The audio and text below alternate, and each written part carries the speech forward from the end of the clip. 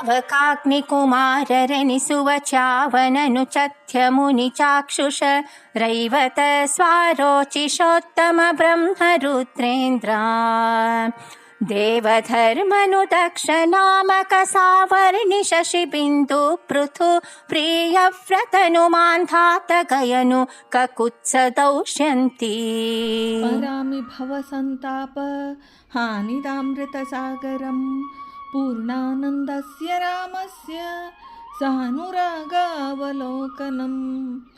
ದಾಸವರ್ಯಂ ದಯಾಯುಕ್ತಂ ದೂರೀಕೃತ ದುರಾಶಿಷಂ ಹರಿಕಥಾಮೃತ ಸಾರ ವಕ್ತಾರಂ ಜಗನ್ನಾಥ ಗುರುಂ ಭಜೆ. ಶ್ರೀ ಹರಿಕಥಾಮೃತ ಸಾರ ಬೃಹತ್ತಾರತಮ್ಯ ಸಂಧಿ ಪದ್ಯ 35. ಪಾವಕಾಗ್ನಿ ಕುಮಾರನೆನಿಸುವ ಚಾವನರು ಚಥ್ಯ ಮುನಿ ಚಾಕ್ಷುಷ ಎಂಬ ಈ ಪದ್ಯದಲ್ಲಿ ಶ್ರೀ ಜಗನ್ನಾಥದಾಸಾರ್ಯರು ಕರ್ಮಚರ ವಿಚಾರವನ್ನು ತಿಳಿಸುತ್ತಾರೆ. ಪಾವಕಾಗ್ನಿ ಅಗ್ನಿದೇವರ ಜ್ಯೇಷ್ಠಪುತ್ರನಿಗೆ ಪಾವಕ ಎಂಬ ಹೆಸರು. ಚವನ ಮಹರ್ಷಿಗಳ ಪುತ್ರ ಚಾವನನು. ಚವನ ಮಹರ್ಷಿಯು ವರುಣಪುತ್ರನಾದ ಭೃಗು ಮಹರ್ಷಿಯ ಮಗ. ಚವನನ ಜನನಿ ಪುಲೋಮಿ. ಈತನು ಮಾತ್ರ ಗರ್ಭದಲ್ಲಿದ್ದಾಗ ಒಬ್ಬ ರಾಕ್ಷಸನು ಪುಲೋಮಿಯನ್ನು ಅಪಹರಿಸಿದ. ಆಗ ಅವಳು ಭಯಗ್ರಸ್ತಳಾದಳು. ಕೂಡಲೇ ಗರ್ಭಸ್ರಾವವಾಯಿತು. ಶಿಶುವು ಗರ್ಭದಿಂದ ಚ್ಯುತವಾಯಿತು. ಆದ್ದರಿಂದ ಈತನಿಗೆ ಚವನ ಎಂಬ ಹೆಸರಾಯಿತು. ಈ ಶಿಶುವು ರಾಕ್ಷಸನನ್ನು ದುರುಗುಟ್ಟಿಕೊಂಡು ನೋಡಿತು. ತಕ್ಷಣವೇ ರಾಕ್ಷಸನು ಸುಟ್ಟುಬೂದಿಯಾದನು. ರಾಕ್ಷಸರ ಗುರುಗಳಾದ ಶುಕ್ರಾಚಾರ್ಯರು ಮತ್ತು ಚವನನು ಸಹೋದರರು. ಚವನನು ಮನುಪುತ್ರಿಯಾದ ಆರುಷಿ ಎಂಬ ಕನ್ಯೆಯನ್ನು ಲಗ್ನವಾಗಿ ಔರ್ವನೆಂಬ ಪುತ್ರನನ್ನು ಪಡೆದನು. ಅವನೇ ಚವನ ಪುತ್ರನಾದ ಚಾವನನು. ಉಚಥ್ಯ ಮುನಿ. ಈ ಮಹರ್ಷಿಯು ಅಂಗೀರಸನ ಪುತ್ರ ಬೃಹಸ್ಪತಿ ಮತ್ತು ಸಂವರ್ತತ ಇಬ್ಬರು ಈತನ ತಮ್ಮಂದಿರು. ಚಂದ್ರನ ಪುತ್ರಿ ಭದ್ರೆಯು ಈತನ ಪತ್ನಿ. ಇವನ ಪುತ್ರನೇ ದೀರ್ಘತಮ. ಚಾಕ್ಷುಷ ಮನ್ವಂತರದ ಮನು. ರೈವತ ಮನ್ವಂತರದ ಮನು. ಸ್ವಾರೋಚಿಷನೆಂಬ ಮನ್ವಂತರದ ಮನು. ಉತ್ತಮ ನಾಮ ಮನ್ವಂತರದ ಮನು. ಬ್ರಹ್ಮ ಸಾವರ್ಣಿ ಎಂಬ ಮನ್ವಂತರದ ಮನು. ರುದ್ರ ಸಾವರ್ಣಿ ಎಂಬ ಮನ್ವಂತರದ ಮನು. ಇಂದ್ರ ಸಾವರ್ಣಿ ಎಂಬ ಮನ್ವಂತರದ ಮನು. ದೇವ ಸಾವರ್ಣಿ ಎನ್ನುವಂತಹ ಮನ್ವಂತರದ ಮನು. ಧರ್ಮ ಸಾವರ್ಣಿ ಎನ್ನುವಂತಹ ಮನ್ವಂತರದ ಮನು. ದಕ್ಷನೆಂಬ ಹೆಸರಿನ ಮನು. ಸಾವರ್ಣಿ ಮನು. ಈ 11 ಮಂದಿ ಮನುಗಳು. ಈ ಹೆಸರುಗಳು ಮನ್ವಂತರದ ಪದವಿಗಳೇ ಹೊರತು ಪದಸ್ಥ ಮನುಗಳ ಹೆಸರುಗಳಲ್ಲ. ಬ್ರಹ್ಮದೇವರ ಹಗಲಿನಲ್ಲಿ 14 ಇಂದ್ರರು ಸ್ವರ್ಗಲೋಕವನ್ನು ಮತ್ತು 14 ಮನುಗಳು ಭೂಲೋಕವನ್ನು ಆಳುತ್ತಾರೆ. ವಿಶೇಷ ವಿಚಾರ: ಮನುಗಳ ಸಂಖ್ಯೆ 14. ಇದರಲ್ಲಿ ತಾಪಸ ಮನು, ಶ್ರೀಹರಿಯ ಅವತಾರ, ಸ್ವಯಂಭುವ ಮನು ಮತ್ತು ವೈವಸ್ವತ ಮನು ಈ 3 ಮಂದಿ ಕಕ್ಷಕ್ಕೆ ಉತ್ತಮರಾಗಿ ಸೇರಿದವರು. ಈ 3 ಮಂದಿ ಹೋಗಿ ಉಳಿದ 11 ಮಂದಿ ಮನುಗಳ ವಿಚಾರವಿದೆ. ಇವರು 19ನೇ ಕಕ್ಷಾಪನ್ನರು. ಶಶಿಬಿಂದು ಯದುವಂಶದ ಒಬ್ಬ ರಾಜರ್ಷಿ. ವಿಷ್ಣುವಂಶದ ಚಿತ್ರರಥನ ಪುತ್ರ. ಇವನಿಗೆ 1,00,000 ಮಂದಿ ಪತ್ನಿಯರು, ಒಬ್ಬೊಬ್ಬರೂ 1,000 ಪುತ್ರರನ್ನು ಪಡೆದರು. ಈತನ ಪುತ್ರಿ ಬಿಂದುಮತಿಯು ಮಾಂಧಾತ ರಾಜನ ಪತ್ನಿ. ಚೈತ್ರರಥನೆಂಬುವನು ಈತನ ನಾಮಾಂತರ. ಪೃಥು ಚಕ್ರವರ್ತಿ ವೇನರಾಜನ ಪುತ್ರನು. ವೇನನು ಪರಮನಾಸ್ತಿಕನಾಗಿದ್ದನು. ಈ ಕಾರಣದಿಂದ ಭೂಮಿಯಲ್ಲಿ ಬೆಳೆಯಾಗದೆ ಬಿತ್ತಿದ ಬೀಜಗಳನ್ನೆಲ್ಲ ಭೂಮಿಯೇ ನುಂಗುತ್ತಿತ್ತು. ಆಗ ಪ್ರಜೆಗಳೆಲ್ಲರೂ ವೇನನ ಶರೀರವನ್ನು ಮಥನ ಮಾಡಿದರು. ಆಗ ಪೃಥುರಾಜನು ಜನಿಸಿದನು. ಪೃಥುವು ಮಹಾಧರ್ಮಿಷ್ಠನು, ಭಗವದ್ಭಕ್ತನು.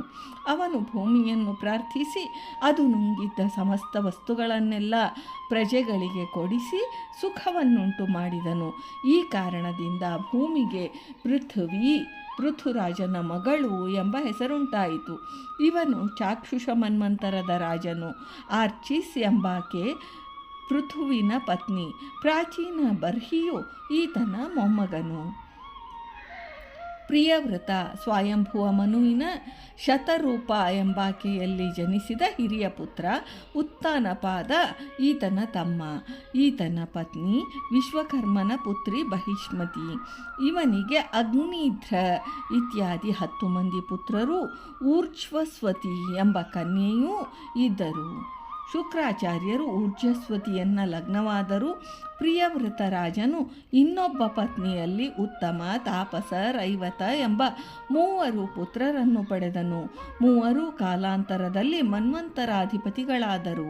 ಪ್ರಿಯವೃತನು ತನ್ನ ಚಕ್ರದ ರೇಖೆಯಿಂದ 7 ಸಮುದ್ರಗಳನ್ನು 7 ದ್ವೀಪಗಳನ್ನಾಗಿ ಪರಿವರ್ತಿಸಿ ತನ್ನ ಪತ್ನಿಯ 7 ಮಂದಿ ಪುತ್ರರಿಗೆ ಆ 7 ದ್ವೀಪಗಳನ್ನು ಹಂಚಿದನು. ನಾರದ ಮಹಾಮುನಿಗಳಿಂದ ಉಪದಿಷ್ಟಿತನಾಗಿ ವೈರಾಗ್ಯ ತಾಳಿ ಮುಕ್ತನಾದ ಪ್ರಿಯವೃತ ರಾಜನು 11 ಅರ್ಬುದ ವರ್ಷಗಳಷ್ಟು ಕಾಲ ಭೂಮಂಡಲವನ್ನು ಅಖಂಡವಾಗಿ ಮಹಾವೈಭವದಿಂದ ಪರಿಪಾಲಿಸಿದನು. ಮಾಂಧಾತ ಸೂರ್ಯವಂಶದ ಯವನಾಶ್ಚರಾಜನ ಪುತ್ರ. ಯವನಾಶ್ವನಿಗೆ 100 ಮಂದಿ ಪತ್ನಿಯರು, ಆದರೂ ಪುತ್ರ ಸಂತಾನವಾಗಲಿಲ್ಲ. ಭೃಗು ಮಹರ್ಷಿಯ ನೇತೃತ್ವದಲ್ಲಿ ಪುತ್ರ ಕಾಮೇಷ್ಟಿ ಮಾಡಿದ. ಆ ಸಮಯದಲ್ಲಿ ಭೃಗು ಒಂದು ಕಲಶದಲ್ಲಿ ಪುತ್ರಪ್ರದಗಳಾದ ಮಂತ್ರಗಳಿಂದ ಅಭಿಮಂತ್ರಿತವಾಗಿದ್ದ ಉದಕವನ್ನು ಯಜ್ಞ ವೇದಿಕೆಯ ಮೇಲಿಟ್ಟಿದ್ದ. ಯವನಾಶ್ವನು ಪ್ರಮಾದದಿಂದ ಆ ಕಳಶೋದಕವನ್ನು ಕುಡಿದನು. ಇದರ ಪರಿಣಾಮವಾಗಿ ಗರ್ಭಧಾರಣ ಮಾಡಿದ. ಕಾಲಕ್ರಮದಲ್ಲಿ ಶಿಶು ಜನಿಸಿತು. ಮಗು ಏನನ್ನು ಕುಡಿಯುವುದು ಎಂಬ ಪ್ರಶ್ನೆ ಬಂದಿತು. ಆಗ ಇಂದ್ರನು ತನ್ನ ಬಲಗೈ ಹೆಬ್ಬೆಟ್ಟಿನಲ್ಲಿ ಅಮೃತ ರಸವನ್ನು ತುಂಬಿ ಅಲ್ಲಿಗೆ ಬಂದು ಮಾಂಧಾಸ್ಯತಿ ಎಂದು ಹೇಳಿ ಶಿಶುವಿಗೆ ಅಮೃತಪಾನ ಮಾಡಿಸಿದನು. ಆ ಕಾರಣದಿಂದ ಶಿಶುವಿಗೆ ಮಾಂಧಾತ ಎಂದು ಹೆಸರಾಯಿತು.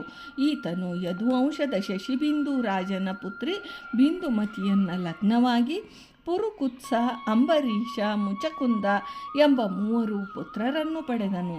ಮಾಂಧಾತನಿಗೆ 50 ಮಂದಿ ಪುತ್ರಿಯರು. ಅವರೆಲ್ಲರನ್ನೂ ಸೌಭರಿ ಮಹರ್ಷಿಗಳಿಗೆ ಕೊಟ್ಟು ಲಗ್ನ ಮಾಡಿದ. 100 ರಾಜಸೂಯ ಯಾಗ ಹಾಗೂ 100 ಅಶ್ವಮೇಧ ಯಾಗಗಳನ್ನು ಮಾಡಿದ ಮಹಾವೀರನು. ಸಾರ್ವಭೌಮನೆನಿಸಿಕೊಂಡವನು, ಮಹಾಪರಾಕ್ರಮ ಸಂಪನ್ನನು. ಗಯರಾಜ ಪ್ರಿಯವೃತ ವಂಶದ ಋಷಭದೇವನ ಸಂತತಿಯಲ್ಲಿ ಪೃಥುಷೇಣನೆಂಬ ರಾಜನಿಂದ ಧೃತಿ ಎಂಬಾಕೆಯಲ್ಲಿ ಜನಿಸಿದವನು. ಈತನಿಗೆ ಚಿತ್ರರಥ, ಸುಕತಿ ಮತ್ತು ಅವರೋಧನನೆಂಬ 3 ಪುತ್ರರು ಜನಿಸಿದರು. ಕುಕುಸ್ತ ಇಕ್ಷ್ವಾಕುರಾಜನ ಮೊಮ್ಮಗನೂ ಶಶಾದನ ಮಗನೂ ಆದ ಇಂದ್ರವಾಹನೆಂಬ ರಾಜನ ನಾಮಾಂತರ ಕಕುಸ್ತ ಎಂಬ ನಾಮ. ಒಮ್ಮೆ ದೇವತೆಗಳು ರಾಕ್ಷಸರೊಡನೆ ಹೋರಾಡುವಾಗ ಈತನಿಗೆ ಇಂದ್ರನು ವಾಹನನಾದನು. ಇದರಿಂದ ಕಕುಸ್ತನಿಗೆ ಇಂದ್ರವಾಹ ಎಂಬ ಹೆಸರುಂಟಾಯಿತು. ಇಂದ್ರನು ವೃಷಭ ರೂಪವನ್ನು ಧರಿಸಿ ಆ ವೃಷಭದ ಕಕುತ್ ಮೇಲೆ ಅಂದರೆ ಡುಬ್ಬದ ಮೇಲೆ ಕುಳಿತು ರಾಕ್ಷಸರೊಡನೆ ಹೋರಾಡಿ ಅವರನ್ನು ಸೋಲಿಸಿದನು. ಈ ಕಾರಣದಿಂದ ಈತನಿಗೆ ಕಕುಸ್ಥ ಎಂಬ ಹೆಸರು ಬಂದಿತು. ಪುರಂಜಯನೆಂದೂ ಈತನ ಹೆಸರು. ದೌಶ್ಯಂತಿ ದುಷ್ಯಂತ ಮಹಾರಾಜನ ಮಗನಾದ ಚಕ್ರವರ್ತಿಯೇ ದೌಶ್ಯಂತಿಯು, ಅಂದರೆ ಭರತ ಚಕ್ರವರ್ತಿ.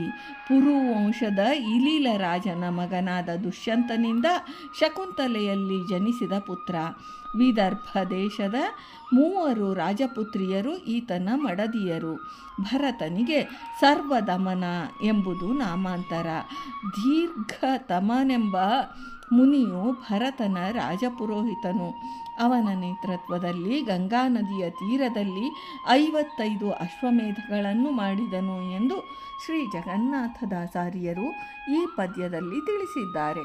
ಭಾರತೀ ರಮಣ ಮುಖ್ಯ ಪ್ರಾಣಾಂತರ್ಗತ ಬೃಂದಾವನ ವಿಹಾರಿ ಶ್ರೀಕೃಷ್ಣಾರ್ಪಣಮಸ್ತು.